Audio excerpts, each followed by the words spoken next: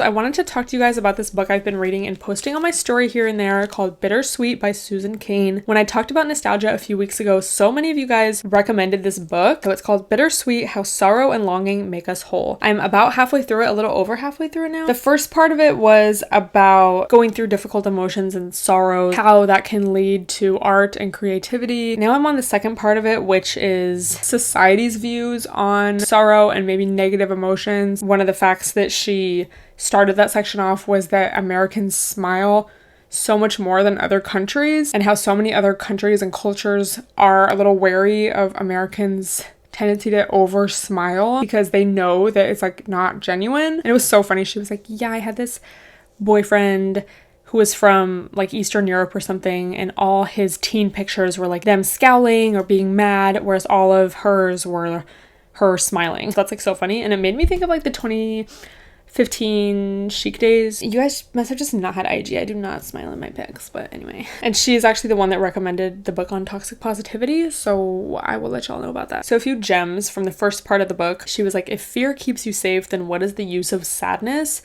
And then she explained that sadness causes us to feel compassionate. It's like, oh, I understand your sorrows or your sadness or your hard times, so I feel for you. And she explained how people often who have experienced depression are usually very empathetic and care a lot for other people, or even, like animals or just anything. We often notice suffering but quickly dismiss it and do not allow ourselves to be emotionally touched or moved. And I feel like so much of that just is a reflection of our society, and again, toxic positivity. Circling back, it takes confidence, to be real, to fully feel all of your emotions and to express them, to potentially have an awkward or difficult conversation, to tell someone that they hurt you, or even to comfort someone who is upset or going through something. What are you separated from?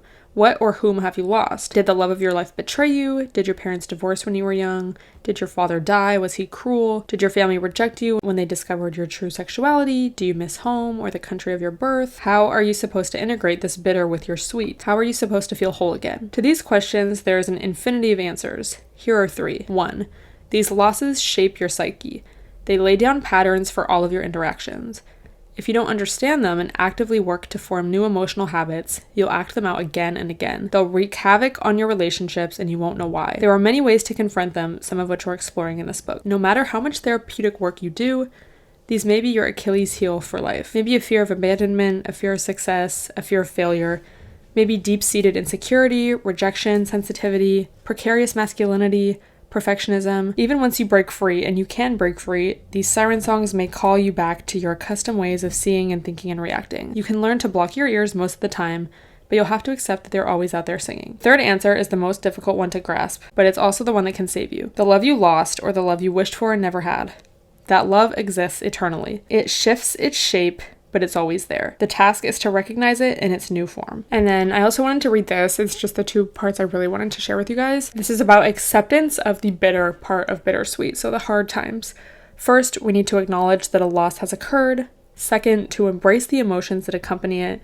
Instead of trying to control the pain or to distract ourselves with food, alcohol, or work, we should simply feel our hurt, sorrow, shock, anger. Third, we need to accept all of our feelings, thoughts, and memories, even the unexpected and seemingly inappropriate ones, such as liberation, laughter, and relief. Fourth, we should expect that sometimes we'll feel overwhelmed.